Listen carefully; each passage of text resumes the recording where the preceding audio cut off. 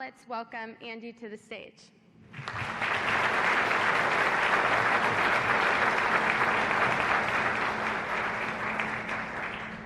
You ever decide you want to be a different person? Now, I'm not talking about some other living person like Leonardo DiCaprio or Beyonce. It'd be nice, right? I'm talking about just a different version of you. But aside from a few snapshots in your head or some fleeting glimpse of what this new you looks like, you can't ever quite get enough momentum behind your thoughts or figure out the right first step or the appropriate catalyst to actually bring them into reality. Well, I was in a similar situation 25 years ago when I graduated from college. But instead of trying to be a different person, I was looking for a way to keep the person I always wanted to be from slipping away. Now, that desire took me on quite a journey across the country and across sports, where I dove headfirst into something I knew nothing about, had zero experience.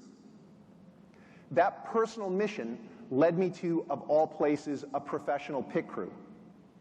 But before I get into the details of my story, I want to talk a little bit more about pit crews and the world of NASCAR.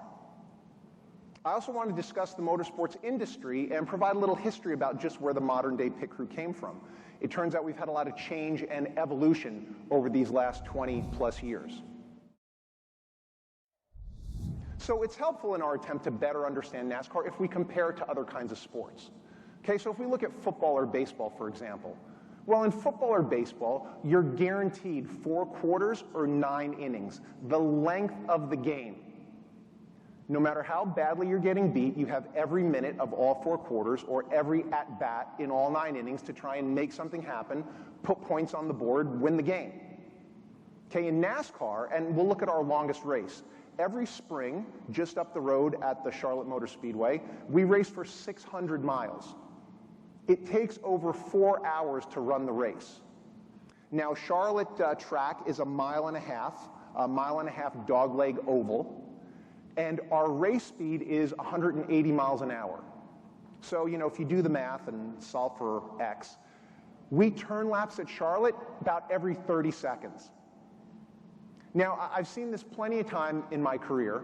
We can make a big enough mistake on the very first lap, literally less than 30 seconds in, that we damage our race car beyond the ability to repair it.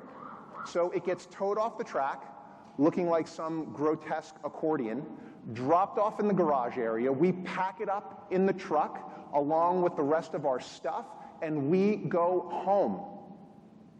And that race goes on without us. I fell into this world in the winter of 1991. I was literally laid out flat, recovering from back surgery.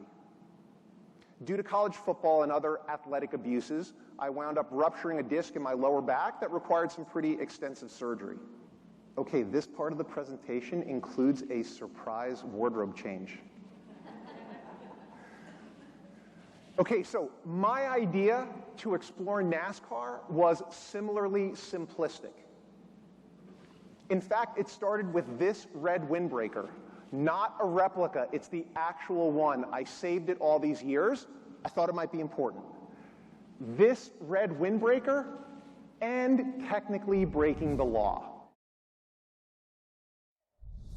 People tend to say, okay, well, you got big, strong guys and pickups got faster, so where's the magic?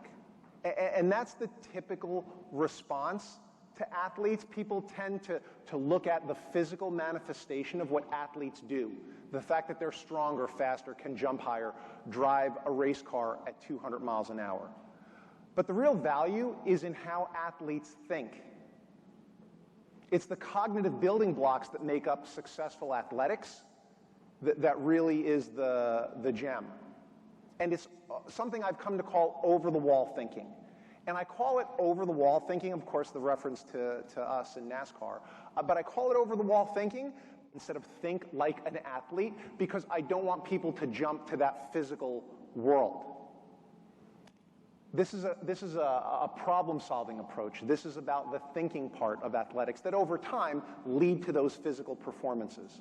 So I'd like to talk to you briefly about over-the-wall thinking. And when you talk about how athletes think, you can talk about a dozen things, but I'm going to briefly mention 4. Those crazy, game-changing ideas in your head, they can work. You've got to figure out a way to get them from up here out into the real world. I want you to think about me and my red windbreaker, okay? Any effort will do. Any momentum you can create in the direction you want to go will have a positive effect. Okay, I can give you the step-by-step decision-making that started with the idea to wear this red windbreaker all the way up to decisions that helped affect an industry. And with that, I'm going to say thank you very much for your time this morning. I appreciate you listening to some stories about me and NASCAR and pit stops, and please enjoy the rest of your conference. Thank you.